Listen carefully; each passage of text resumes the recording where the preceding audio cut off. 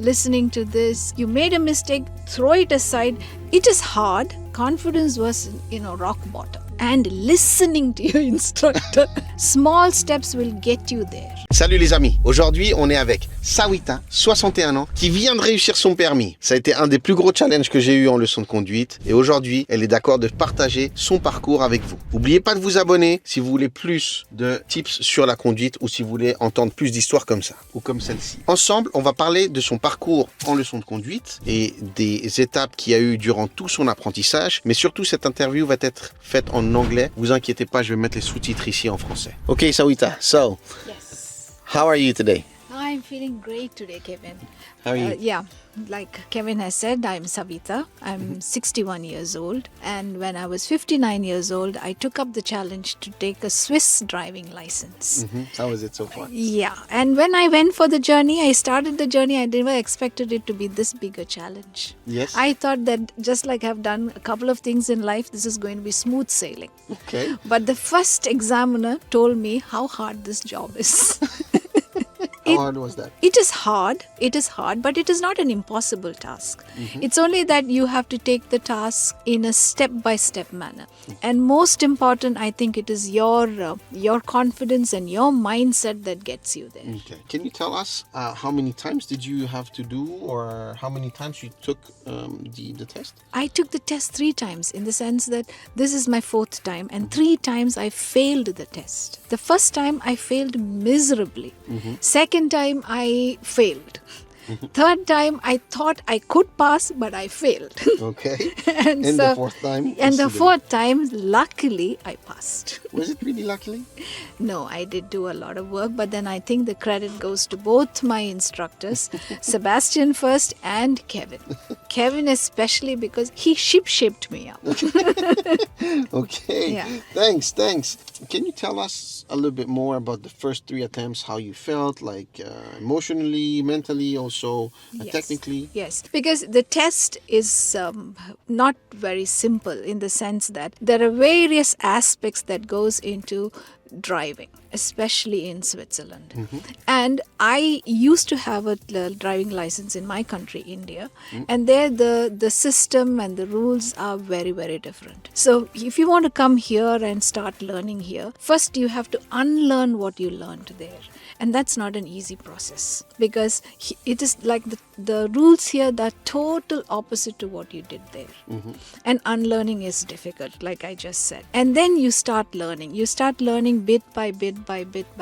And I think because of my age, I also took a little time to learn. And that was my biggest challenge. If I think someone who's younger will be able to assimilate faster. But I took a lot of time to assimilate because of this. And each time I failed, my confidence was, rock bottom. Okay. So you're saying that the age also has something to do with learning? I think so, personally. Because in my earlier days, my younger days, I have taken up so many challenges and I have passed so many exams at the first attempt. And here, I needed the 4th time to pass a driving test. That's true. You told me that you were an achiever, right? Yes. So this was something very frustrating for you. Frustrating, disappointing, and also you start doubting yourself. And that is something I think you shouldn't do. Doubting yourself because you should take the positives that you gain on a daily basis. You learn from your mistakes or the negatives, but don't let the negatives be that plagues your mind. For me, that used to be in the beginning what used to stay, plaguing my mind. And because of that, I still took further time to learn. Yeah, so you would say that mindset is something that's very important. Very important. Focusing on the positive side is also very important. And listening to your instructor. Both my instructors will tell you that I don't have the habit of listening. I think you're someone who actually listened a lot. The thing is, the assimilation took a little bit more time than if someone was 18 or 20 years old. Yes. I'd like to come back on what you just said. Do you think that small steps still is equivalent to progress? I think only the small steps, because you see, everybody's nature is different. Everybody's learning style is different. But small steps will get you there. Okay. Especially when you've had failures in your bucket. Then only the small steps can, really become bigger steps. Excellent. I think it's a very good way of putting it. How about the language barrier? Since you're speaking English, you're an English speaking person, you had to take this exam in French. And for those who are watching us, for those who come from a foreign country, you will have to do your test in French. So how was it for you? The first time was very difficult because when I took my first exam, I didn't know anything in French.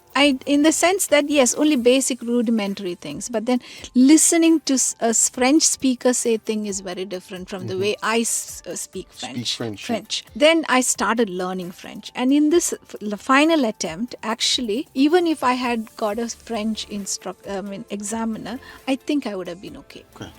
Okay, because I did my basic learning of French by then. So my opinion is that learning French and knowing enough French makes a lot of difference. Yeah. Because that is also one step towards confidence. Speaking about confidence, how was the first 3 attempts and then today, like in terms of confidence? First time when I went for the test, I didn't know anything about what the exam really looks at. And so that was like, I don't know enough words to explain because it was a real shocker. Because I didn't know what is there. And the thing is, I only drove for 10 minutes. Okay, yeah. So it was very... very short. Second time, I drove for about, I think, 30 minutes, 35 minutes. But then again, early on itself, I made a mistake in the 30 zone and the examiner had to intervene. So I knew it that I failed. Okay. How that intervention, played a role in your confidence? It just swarms you down. Your confidence becomes zero at that time because you already know that you failed. So no point in, you can't do anything to recoup anymore. Yes. Did you focus on the mistake and then went along by thinking about the mistake you did? Yes, I do that all the time. If I make a mistake, it's very difficult for me to let go. So that's another thing that I would like to tell all people who are listening to this and, who are learning how to drive. Please do not, fester on the mistakes you've made. You made a mistake, throw it aside and just concentrate on what you have to do. Excellent advice. Remember one thing, guys. When you do a mistake in your exam, it's not necessarily eliminatory. So you're not going to be punished on that. You are allowed to do mistakes, especially here where you did a mistake. He had to intervene. Yes, it was a major mistake. However, it's important to still continue because remember, the driving exam is something that you do in motion. So you can't really dwell on what you did in the past. You need to focus on what's coming next. Yes. Okay, good. And today, how was your confidence, actually? Today, because you see, to add on to what I could have said earlier is that each time that I took a test, even the second and the third, I knew that there are elements in my, journey that I have not actually, learned. Especially reading the science. For example, reading the science or my RTI, they were not perfect. Okay. Entering the highway, it was 50-50. So I knew there were gaps. So when I went there, that was what was there uppermost in my mind. I have gaps I have not learned. But this time, thanks to Kevin, I have learned everything. So that also, helped boost my confidence because I just have to go and show that I know. And I did that. Exactly. So we took the gaps that you had before, we actually refocused on them, and then we worked specifically on that, and then we assimilated towards the end. One thing you have to understand is that yesterday we did a lesson, and she thought that she would not pass. Yes. However, 2 days ago we did also a lesson, and then I told her, if you drive that same way, for sure you're gonna have your license. And today she got her license. I drove that way. How you feel? I'm very happy, but then that entire thing hasn't sunk in yet. Okay. It will, but right now I'm very happy. Just for her telling you that it did not sink in yet or sunk in yet, it's because she passed the driving test about 15 minutes ago, 20 minutes ago. So it's normal. We're getting to the end of this interview. If you had 3 words to define your learning journey. You have to persevere. You have to somehow gain the confidence to show not only the examiner, to show yourself that you're capable of doing it. And last, I think it is that it's a doable job. Doable job. Yes. It is not an undoable job. It is a doable job. For anyone. And anyone can do it. If I can do it, anybody can do it. Excellent. Listen, Sawita, it was a great journey. It was a really good challenge for both of us, right? And today is the end of this challenge. Yes. I'm very happy to start 2026 with this challenge. And then I'm very happy for you. I hope you're as happy as I am. Oh, yes, I am. Very happy, Kevin. And I'm so grateful to both of you for bringing me to this stage. Yeah, I'm Thank you so very much. happy that you persevered, as you said. And then now you're going to receive your license in like 2-3 days. Congrats. Yes, thank you. Thank you.